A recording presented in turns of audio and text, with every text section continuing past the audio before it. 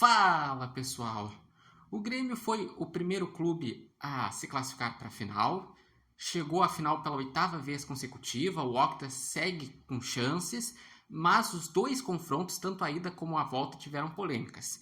Na ida, todos se lembram que teve a questão do pênalti que não foi marcado para o Grêmio, que foi visto, falado por especialistas de arbitragem, que foi um absurdo não ter marcado.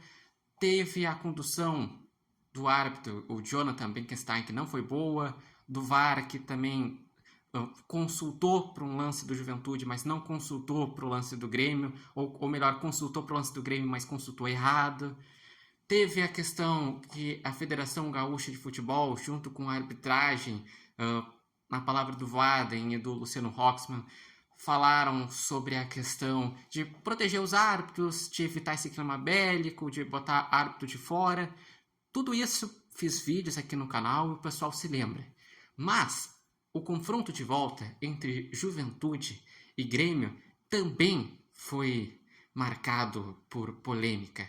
Polêmica que já vou dizer aqui, o gol que o Grêmio fez foi mal marcado, porque tem sim a falta do jogador. Ele toca primeiro na bola, mas raspa com o tornozelo na cara do jogador, que sai com a cara machucada, e é jogo perigoso, então era para anular o gol.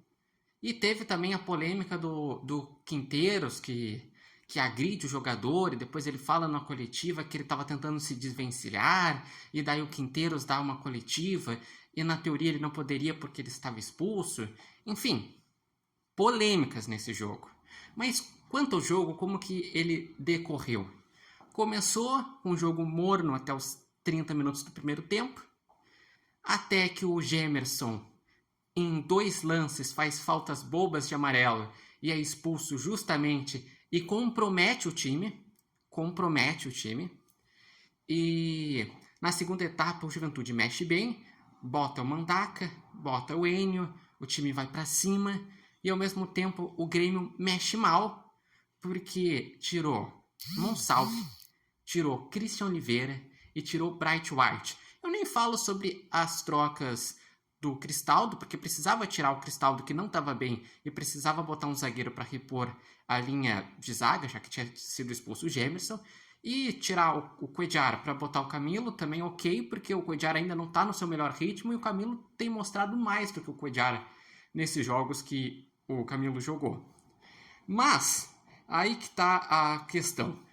Saem os gols do Juventude, de cabeça após uma assistência do Enio, do Adriano Martins aos 67. Um outro de cabeça, que foi uma assistência do Nenê, que o Mandaca livre foi lá e faz o segundo gol, aos 40 do segundo tempo. Estava classificando o Juventude. Eis, então, que o Grêmio foi pro tudo ou nada, começou a chuveirar, foi pro desespero, e tem esse lance, que é aos 52 do segundo tempo, faltava 1 minuto e meio para acabar, que o jogador do Grêmio, ele vira a bicicleta, só que como eu falei anteriormente, ele acaba acertando o jogador. Daí o Daronco, ele dá o gol, o VAR recomenda para ele olhar o lance, só que ele já chega para os capitães dos times e fala o seguinte: é gol, eu só vou olhar para conferir, mas na minha visão é gol. Daí ele foi lá e assinalou. Deu uma confusão, briga, a situação do Quinteiros, vai para os pênaltis e mais uma vez o Volpi foi lá e foi herói. E isso é um grande acréscimo que o Grêmio tem em relação ao que tinha o Marquezinho. Porque o Volpi na carreira ele tem altos e baixos. E desde o jogo do São Raimundo, ele está numa fase de altos, que está fazendo boas defesas, tá passando segurança, boa saída de bola e principalmente nos pênaltis está sendo decisivo. Classificou o Grêmio nos pênaltis contra o São Raimundo e classificou agora contra o Juventude, porque ele pega 2 pênaltis e converte um pênalti na maior tranquilidade. Só que o goleiro do Juventude também pegou 2 pênaltis e eis que o último lance foi para o Enio, uma penalidade que realmente talvez não era um nome ideal para quem fosse bater o pênalti, porque ele já tinha sido envolvido na confusão com Quinteiros e ele acabou desperdiçando e o Grêmio está na final. Eu vejo que o Grêmio tem alguns adendos que tem que pensar. Primeiro, é um time bom ofensivamente? É. As contratações estão agregando? Estão. Christian Oliveira, baita jogador. Camilo mostrou ser interessante. Lucas Esteves, junto com Wagner Leonardo, traz uma maior segurança à defesa e já tem um entrosamento do Vitória. Enfim, são jogadores que elevam o nível do Grêmio. Mas a questão defensiva, o que o Grêmio toma de bola nas costas, a bola aérea do Grêmio, o primeiro bote do primeiro volante, são questões a corrigir. Que o Grêmio sofreu no clássico Grenal lá do primeiro turno, da fase de grupos, sofreu contra o Juventude lá na fase de grupos, sofreu com o Juventude no mata-mata, sofreu contra o São Raimundo. Então a questão defensiva é algo a corrigir. Quanto às narrativas, eu vejo que a principal questão é a Federação Gaúcha conseguir controlar essa questão dos bastidores. Porque a gente sabe que os bastidores têm muito a questão do que vale o título. Vale para o Grêmio um octa, que seria inédito, que seria repetir um feito do rival lá da década de 70.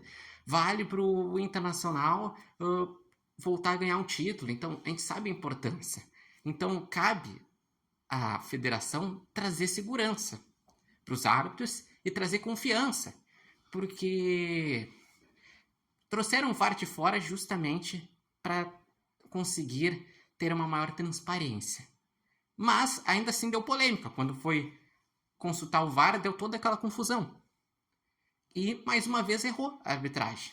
Então, quem sabe seja o caso de trazer também árbitros de fora do estado.